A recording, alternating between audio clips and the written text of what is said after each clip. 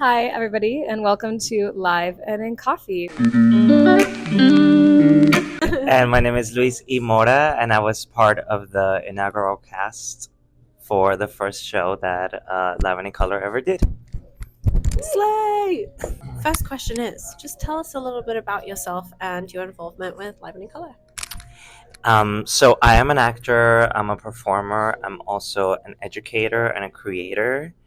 Um, I started working with Live in Color back in, this would have been 2000, what was it, 2013? Is that right? Someone fact check me. 14 maybe? 14. Yeah.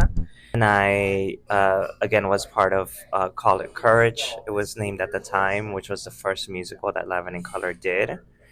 And yeah, ever since I've continued to be a performer, and I also have my own production company called Bilingual Broadway. Slay! Yes, and I translate show tunes to Spanish. I'm obsessed with That's that. incredible. Oh my gosh. Could you tell us more about Call It Courage and your character in it, or like how you got involved? Yes, so Call It Courage is a show that is very near and dear to my heart. I still think about it to this day. I think it is such a beautiful, beautiful musical. Um, it is. Do I need to tell you a synopsis? I mean, yeah, if you'd like to. Sure. Log line. Yeah. So it's about this kid in a Polynesian island who is the son of the chief, and he feels lesser than. He feels that his father sort of doesn't respect him, and so the show is based on a children's book called Call It Courage, and he goes on a journey, on an adventure to find himself and to be a hero for his island, and it's just a beautiful show. The way that Dev directed it was very like imaginative, like it's not literal. It's like we were waves in the ocean and we were wind, and like I had a breakout role as a boar, Oh which my was God. so awesome. Starring role. Starring, yeah, I mean, if you ask me, it's basically Boar the musical, but like I know it's not. But it's just a beautiful show. The music was absolutely incredible, is absolutely incredible. And I got to work with just like amazing, amazing people on that production. Like, I mean, Telly Leon and Fraser Thomas, like the list goes on the people that got to put their stamp on that thing. And I'm just incredibly, incredibly proud of it. And I wish that it continued to have a life. And I know it will. It will. I know it will. Yes. First of all, it was fun and it was low stakes because at the time none of us knew what we were doing. Like, because Live in Color had not been a thing. It was the first one that we did. And so there was no sort of like expectations on like what the show needed to be or anything like that. So it was just a really, really freeing environment for all of us. And we were just trying to make the best show possible. And it was just so fun. And it just reminded me of like, it felt like playing again. It felt like being in like your high school production, just like having a good time with amazing people. And also the added element of all of us being secluded, Yeah. in Salem, Connecticut, and like this beautiful spot, and like just it was just amazing to work on that. And again, the people. Yeah. Dev has a true gift for finding good people, and then like knowing what the vibe is, and Yeah. pairing people together. So that was super fun. And yeah, I would do that show if that show like had another iteration today. Like I would jump right back in. I love that. So cool. I mean, you shared a lot about the behind the scenes, but is there one particular like funny moment that stands out from that first? I have so many funny moments. Like, Yes! how long do you have? I mean, the first one is that because again, first one, none of us knew what was happening, and there was also no like real structure to the retreat in Salem. So we got there, and if I'm not mistaken, it was like an unbearably cold time. Like we didn't Wow. think that it would be that cold. Jealous. This year it was unbelievably hot. Really? cold. Our first year was cold. We had to like go buy stuff at Target. But this year it was so hot. Well, it was really cold this time, and none of us had brought anything that was like really Mhm. for cold weather. So same, like I forget who was like, we can go to Target, and like it might as well have been like we can go to Disneyland. Yeah. Like Yes. it's just so funny, and I just remember like, because also it's like the Target in Connecticut, you It's know, a in, suburban Target. yeah, it's a suburban. So like J Majus, like if you know this person, just like the divaness, like the just the grandness of Jay in a small town Target was enough to make like a Yes. movie. It was so funny. It was so funny. And so we're like trying on scarves, and we're like, "Does this work? No, it's not giving. Like, It's not this giving. is not it." And I can't. Like, When it's like, it's well, not Jay, we're giving gonna in be freezing. 2014. Yeah. Well, we're gonna be freezing, Jay, and it's like, well, it's not giving. So I don't know No, what to tell you. that's so for real. I do have another story though, Please and tell this one us. is more traumatic, but it was kind of fun. So we came back. So we did the workshop in Salem. We came back, and then maybe like a couple of weeks later, maybe even a month later, we did the workshop here in the city. And we got ready for it. Same same cast, same cast. Yes, and this time because we were like a little more familiar with the show.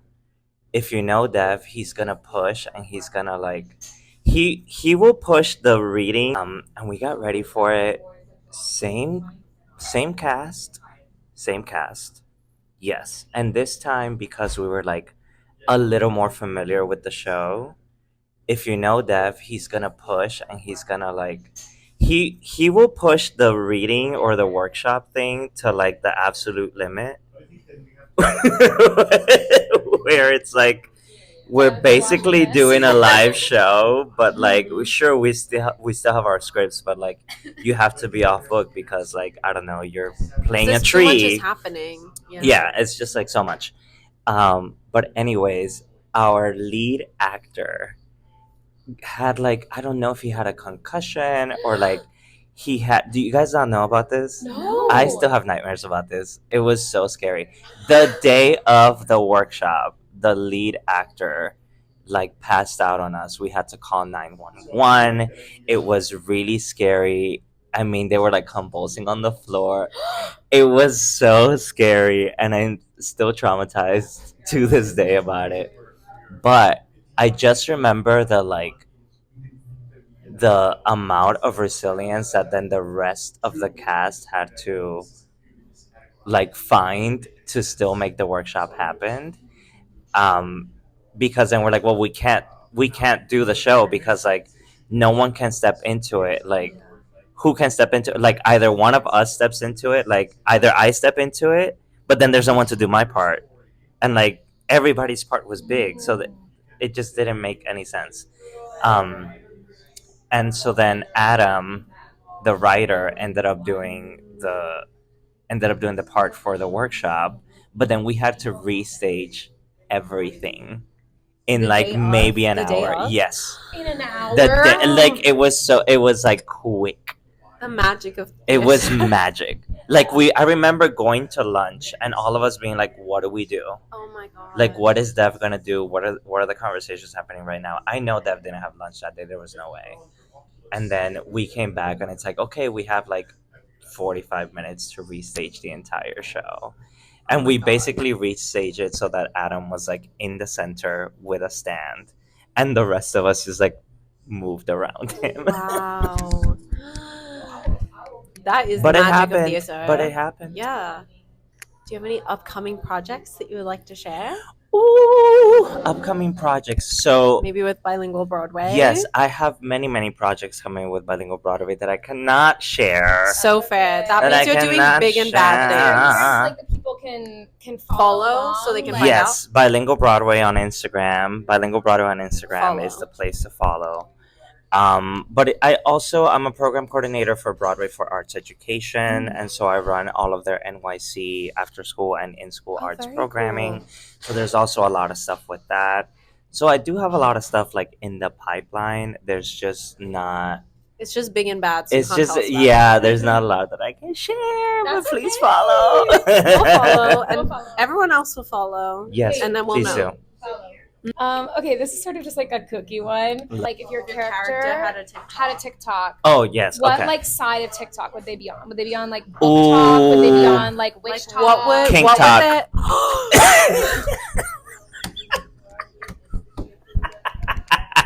You heard it I'm here. dead. You heard it here, folks. If that doesn't make you want to watch the show, I don't know.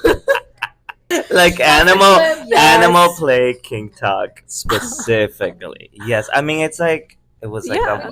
Would your boar. character be a furry? What a no, bold well, no, pigs question. are not, right? Pigs are not Yeah, furry. pigs are not furry. Yeah, So no. No. so no, Sorry. just like animal play, just like Yeah. a lot of like a lot of grunting. Oh yeah. Lot of That makes grunting. sense. Also, my claim to fame, I did that for the third. We did a third workshop of Call It Courage, which at the time was called.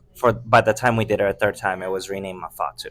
Hmm. And that workshop, Steven Schwartz came to see, and so I got to perform my boar Yeah.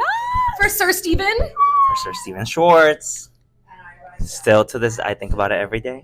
And then I guess, Oh, okay, yes. this is sort of like maybe less kooky of a question. Sure. But And feel free to answer it however you want. yes, like your question. Great. But if there was one thing that you could change about theater, Oh, What would it just be? one. Everyone says that. I think, and maybe it's because I'm in the like education space, but I think that there would be a lot more funding and resources for like high school aged and under Yes. students, because I do believe that the root of all of the problems with theater, whether it comes to representation, whether it comes to like literally anything, I think it all gets solved at the stage where people are learning about it. Hmm. And I do believe that everyone deserves arts education, and I believe that everyone deserves to like have an experience with theater, whether it's participating in it or whether it's participating as an audience member. And I know that that does not happen, and it's Yeah. not common, Yeah. and it's not, encouraged, and it's like it's shamed and looked down upon, in like in culture. So that's probably the thing that I would change. I love that answer. Yeah. sort of my last little soapbox I'll stand on is that follow Bilingual Broadway on Instagram. And then also, if you want to get more involved at Live and in Color, follow us on TikTok, follow us on Instagram, and stay tuned for updates. Our musical submissions are open now. So if you think that you could be the next Call It Courage, Submit. submit. Imagine having all those fun memories. Yeah, you too So could many. come to the retreat and go to Target. Um, It is an experience worthwhile. So, stay involved, keep following us, and thank you so much for joining us on Live and in Coffee. Thank you. Yay. Bye, everybody.